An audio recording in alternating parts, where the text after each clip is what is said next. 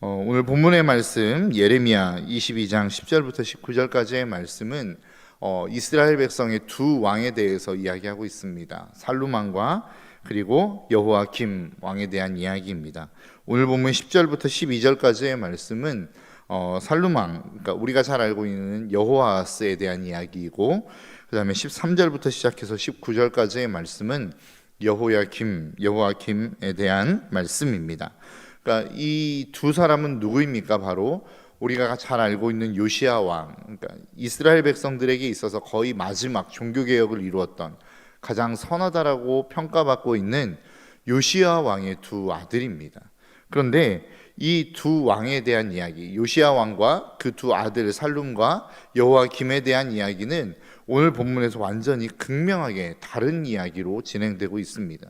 그러니까 아버지는 정의를 행하고 그리고 공의를 행했던 사람이죠. 그리고 가난한 자와 궁핍한 자를 변호했던 사람입니다. 반면에 살루망, 여호아하스와 여호야김은 하나님에 대하여 악을 행하였고, 그리고 많은 사람들의 가난한 자들을 힘들게 만들고 어렵게 만들고 불의를 행하였던 그러한 사람으로 오늘 본문은 평가받고 있다라고 하는 것이죠. 그래서 요시야가 했던 일들이 무엇입니까? 우상을 파괴하기도 했고, 이교적인 예배, 그러니까 하나님 아닌 다른 신들에 대한 예배를 금지하기도 했습니다. 그리고 성전을 수리했고, 그 성전을 복구하다가 나온 하나님의 말씀을 읽고 본인 자신이 먼저 회개하기 시작했습니다. 그리고 그 말씀을 백성들에게 낭독해 줌으로 말미암아 백성들이 다시 그 말씀 안에 살 수 있는 시간들을 허락했다라고 하는 것이죠.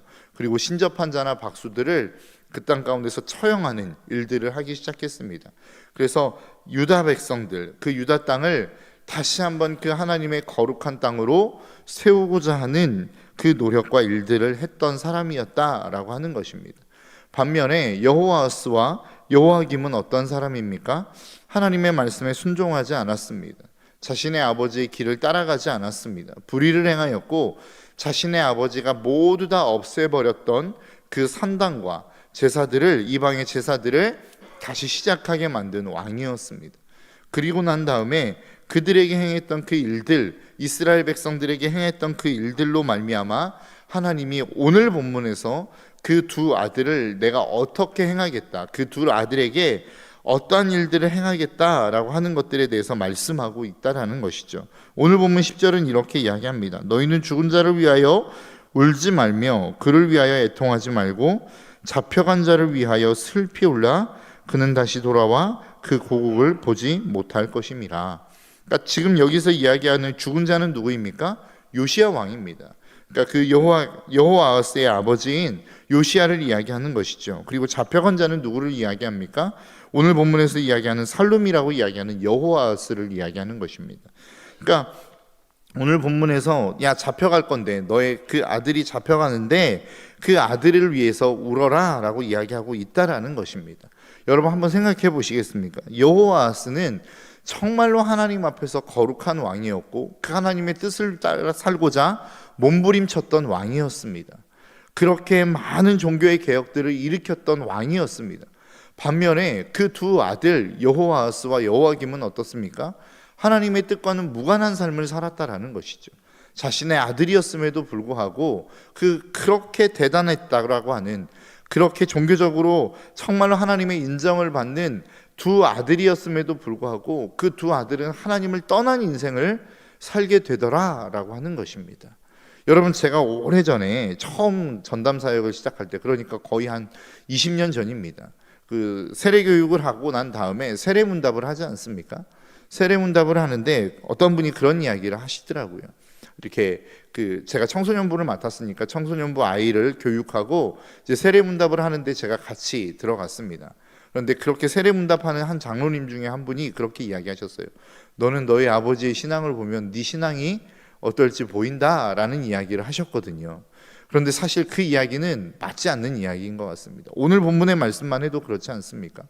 요시야라고 하는 임금은 정말로 대단한 하나님을 섬기는 백성이었음에도 불구하고 그 두 아들은 그렇지 않다라고 하는 것을 보지 않습니까?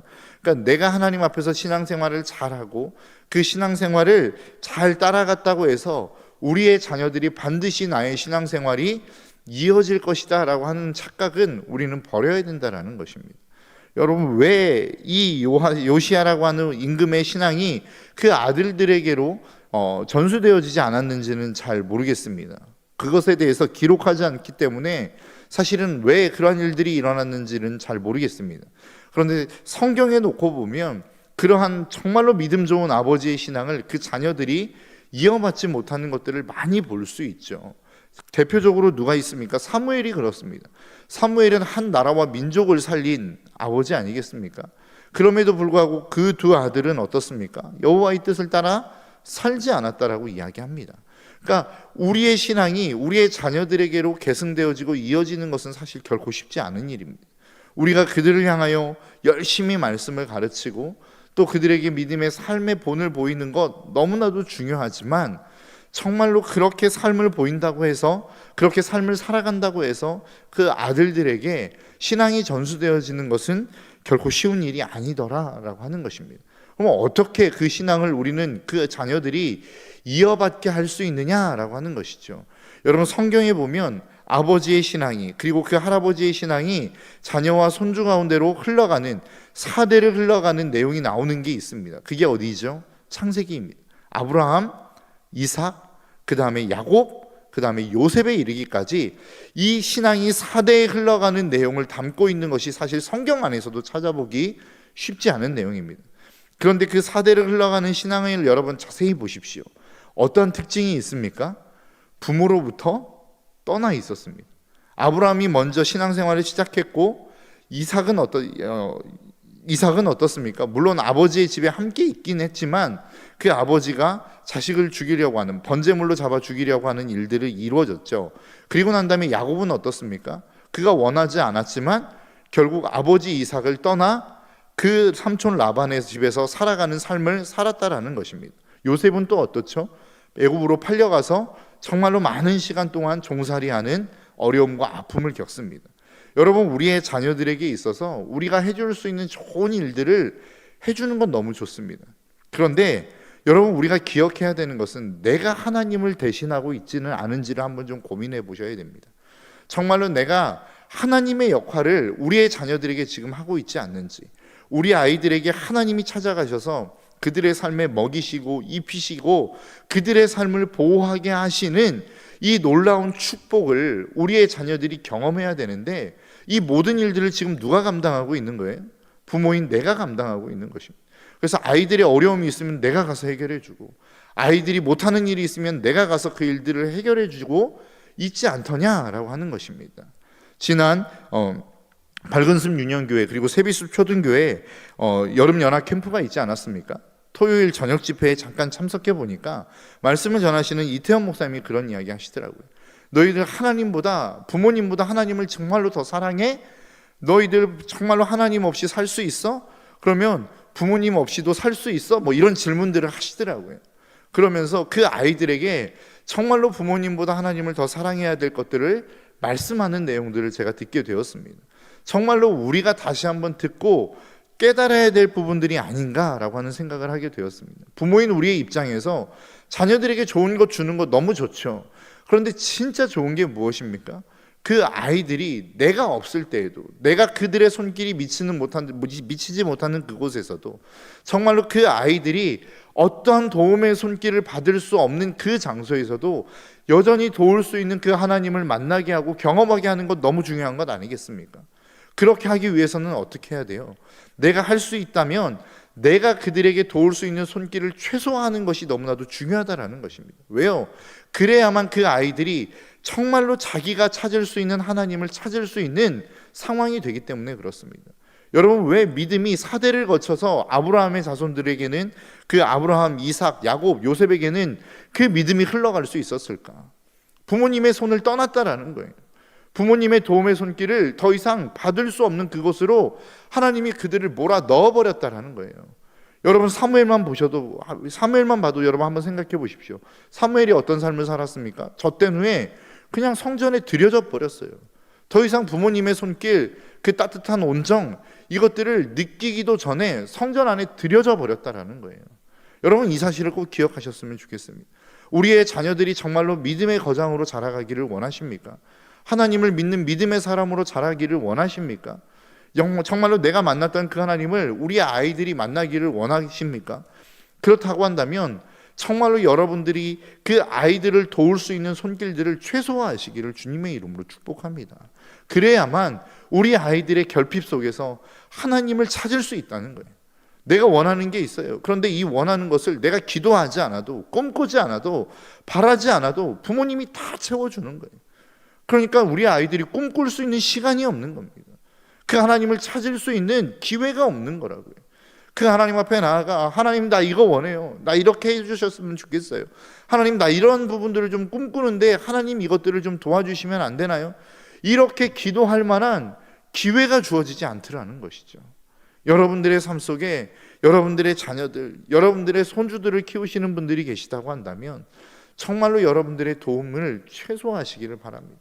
그리고 그 도움의 손길을 구하는 아이들에게 하나님에게 기도해봐. 하나님이 너에게 함께 하실 거야 라고 하는 이 아이들, 여러분들을 향하여 도움의 요청을 해오는 여러분들의 자녀와 손주들에게 그 도움의 손길을 하나님께로 옮겨가게 만드는 저와 여러분들의 삶이 되시기를 주님의 이름으로 축복합니다.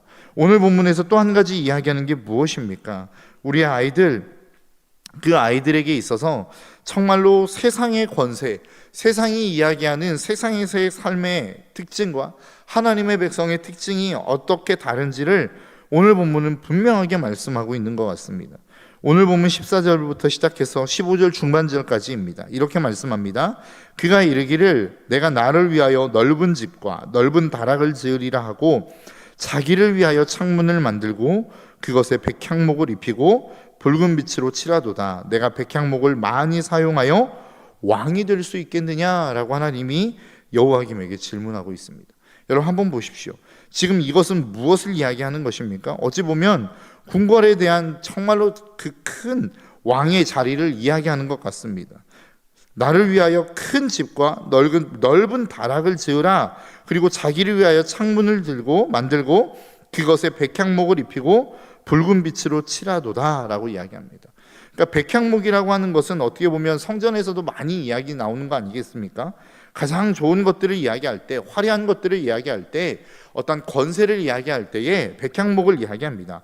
그러니까 백향목은 많은 키가 엄청나게 크게 자라는 나무일 뿐만 아니라 둘레도 엄청나게 크다고 이야기하죠. 그래서 이 백향목이 쓰이는 곳은 보통 어디냐면 성전과 왕궁을 건축할 때 쓰이기도 하고 정결의식에 쓰이기도 합니다. 그리고 이 백향목은 번영과 힘을 상징하기도 하죠. 그래서 이 백향목들을 볼 때마다 정말로 대단한 나무, 그리고 존귀한 곳에, 귀한 곳에 쓰이는 나무가 바로 백향목이다라고 생각하시면 될 것 같습니다. 그래서 성경이 이야기하는 게 무엇입니까? 그렇게 귀한 재료로 써서 그 귀한 집을 꾸며 놓는다고 해서 네가 왕으로 인정받을 수 있는 자가 될 수 있다라고 생각하느냐라고 하는 질문이에요. 그러니까 우리가 우리의 삶을 한번 생각해 보시겠습니까? 우리의 삶으로 놓고 보자면 우리가 우리의 삶을 꾸미는 수많은 것들이 있죠. 내가 어떠한 권력을 가지면 내가 괜찮은 사람이 되어지는 것처럼 느껴지기도 하고, 많은 사람의 인기를 가지면 괜찮은 사람이 되는 것처럼 느끼기도 합니다. 어떤 경우에는 많은 돈을, 많은 소유를 가지고 있으면 괜찮은 사람이 되는 것처럼 느껴지기도 하고, 어떤 경우에는 많은 학식을 가지면 괜찮은 사람이 된 것처럼 느끼기도 합니다. 그러니까 성경은 그런 것들을 이야기하는 거예요. 네가 많은 돈을 가졌다고 해서 네가 진짜 좋은 사람이라고 생각하느냐, 네가 많은 학식을 가졌다고 해서 네가 정말로 괜찮은 사람이라고 생각하느냐, 네가 정말로 많은 인기와 권력을 가지면 네가 정말로 괜찮은 사람이 될 수 있느냐라고 하는 질문이라고요. 여러분들의 자녀들의 입장에서 한번 생각해 보시겠습니까? 우리의 자녀들이 정말로 좋은 대학에 가면 좋은 아이가 될 수 있느냐라고 하는 질문이라고요.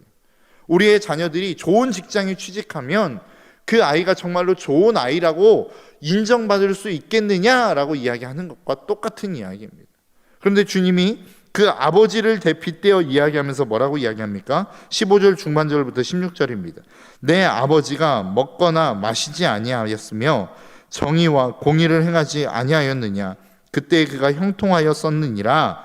그는 가난한 자와 궁핍한 자를 변호하고 형통하였나니 이것이 나를 알미 아니냐? 여호와의 말씀이니. 그러니까 세상은 뭐라고 이야기하는 거예요? 네가 많은 소유를 가지면, 명예를 가지면, 학식을 가지면, 인기를 가지면 너는 괜찮은 사람이 될 수 있어, 왕이 될 수 있어 라고 이야기한다고요. 그런데 주님은 뭐라고 말씀하고 있습니까? 정의를 행할 때에, 공의를 행할 때에, 가난한 자와 궁핍한 자를 너희들이 변호할 때에 그때 그 인생이 형통한 삶이었어 라고 이야기하는 거라고요. 우리가 많이 듣지 않습니까? 정의는 무엇이고 공의는 무엇일까요? 정의라고 하는 말을 원어 성경으로 보면 미슈파트라고 하는 단어를 쓰고 있습니다. 이것은 어떠한 법적인 송사에 대해서 판결을 이야기하는 것이고 심판을 이야기하는 것입니다. 그러니까 쉽게 말씀드리면 법적인 것입니다. 내가 법적인 어떠한 규정에 대해서 그것들을 잘 지키는 것, 이것을 뭐라고 이야기하고 있냐면 정의라고 이야기하고 있습니다. 그럼 공의는 무엇입니까? 공의는 어떠한 의로움, 공의, 의로운 행위라고 하는 것들을 이야기하는 것인데 이것은 법적인 영역이 아닙니다. 그러니까 내가 반드시 무엇인가를 해야 되는 의무가 주어진 것이 아니라 도덕적이고 윤리적인 영역이에요. 해도 되고 하지 않아도 되는 것이지만 어떠한 우리가 보통 다 알고 있는 것들 아니겠습니까? 내가 해도 되고 하지 않아도 되는 일이지만 정말로 해야 되는 일들, 그래서 많은 사람들에게 의롭다 인정받을 수 있는 행위, 이것이 바로 공의라는 것입니다. 그러니까 하나님이 우리에게 요구하시는 것은 뭐라는 거예요? 법적으로 봤을 때에 그 법을 지키는 영역, 반드시 지키지 않으면 처벌을 받는 그것들을 너희는 행하라는 거예요. 그와 함께 내가 이것을 해도 되고 하지 않아도 괜찮은 거예요. 한다고 해서 내가 법적인 어떠한 제재를 받거나 하지 않는다고 해서 법적인 처벌을 받는 것은 아니지만 하나님의 관점에서 봤을 때, 우리의 양심에서 봤을 때 해야 되는 부분들의 영역들을 하라는 것입니다. 이것들이 무엇이라는 거예요? 정의와 공의라는 것입니다. 하나님이 이것들을 우리에게 요구하고 있다라고 하는 거예요. 그렇게 하는 삶을 살아가면 어떻게 하는 삶을 살겠다라는 거예요? 하나님이 형통을 약속하시겠다라는 것입니다. 근데 여러분 한번 생각해 보십시오. 여러분 형통하면 어떤 이미지가 떠오릅니까? 내가 무엇인가 잘 먹고 잘 살고 대단한 삶을 살아가는 것들을 우리는 형통이라고 생각합니다. 그런데 여기서 쓰이고 있는 형통이라고 하는 단어의 원어를 보면 어떤 단어를 쓰고 있냐면 토부라고 하는 단어를 씁니다. 이 토부라고 하는 단어가 언제 쓰였냐면 창세기 1장 31절에서 쓰였습니다. 하나님이 지으신 그 모든 것을 보시니 보시기에 심히 좋았더라 라고 이야기할 때 이 좋았더라라고 하는 단어가 토부입니다. 그러니까 우리가 보통 생각할 때 형통이라고 하면 어떤 이미지를 떠올리냐면 많은 소유가 생기고 내가 이렇게 좋은 사람들을 만나고 모든 일들이 술술술 잘 풀리는 것들에 대해서 우리는 형통이라고 생각합니다. 그런데 성경이 이야기하는 형통은 뭐예요? 하나님이 보시기에 심히 좋은 상태가 형통입니다. 그러니까 우리에게 있어서 하나님이 약속하시는 게 뭐예요? 우리의 삶에 그 하나님의 형상을 회복시켜 주시겠다는 거예요. 하나님의 가장 좋았던 모습으로 우리를 회복시켜 주시겠다는 거예요. 내가 정의를 행하고 공의를 행하면 하나님이 너를 기뻐하시겠다라는 거예요. 너를 보면서 그 기쁨을 주체하시지 못하게 되겠다라고 하는 것이 우리의 인생에 있어서의 형통입니다. 그래서 여러분 이해되지 않지 않습니까? 창세기에도 보면 요셉이 종으로 살아가요. 정말로 그가 가는 곳마다 하나님이 함께 하심으로 말미암아 그를 형통케 하셨다라고 이야기해요. 그런데 그 형통이 우리가 생각하는 형통이 아닙니다. 여전히 하나님이 함께 하시고 모든 일들이 잘 되었지만 여전히 요셉은 종으로 살아갔단 말이에요.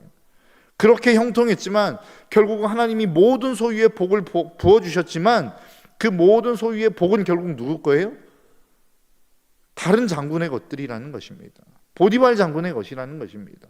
내가 죽으라고 일해서 형통했는데 그 형통이 다른 사람의 소유가 되었단 말이에요. 그러면 그 형통이 우리가 생각하는 형통과 똑같은 형통입니까? 아니죠. 그런데 성경은 그것을 형통이라고 이야기하고 있어요. 왜요? 하나님의 기쁨이 되었기 때문에 그렇습니다. 그렇게 최선을 다하여 살아가며 정의를 행하고 공의를 행했던 그 요셉의 삶이 정말로 하나님의 기쁨이 되었기 때문에 그것을 형통이다라고 이야기하고 있다라는 것이죠. 저와 여러분들의 삶이 그러한 삶이 되시기를 바랍니다. 때로는 내가 가지고 있는 것, 주일의 말씀 가운데도 말씀하시지 않았습니까? 하나님이 우리에게 은혜를 주셨어요. 그러면 내가 그것을 누리고 내 것으로 소유하면 우리는 그것을 형통이라고 이야기하지만 주일 말씀은 뭐라고 말씀하셨습니까? 그것을 나누는 삶이 정말로 복된 삶이라고 이야기하시지 않았습니까? 성경적으로 놓고 보면 그것이 토부의 삶입니다. 하나님이 가장 기뻐하시는 삶, 하나님이 즐거워하시는 삶, 하나님이 인정하시는 삶, 그것이 형통의 삶이라는 것입니다. 오늘 하루의 삶이 이러한 하나님의 형통을 회복할 수 있는 저와 여러분들의 삶이 되시기를 주님의 이름으로 축복합니다. 그래서 저의 삶이, 여러분들의 삶이 날마다 하나님의 기쁨이 되어지는 복된 삶이 되시기를 주님의 이름으로 축복합니다. 기도하겠습니다.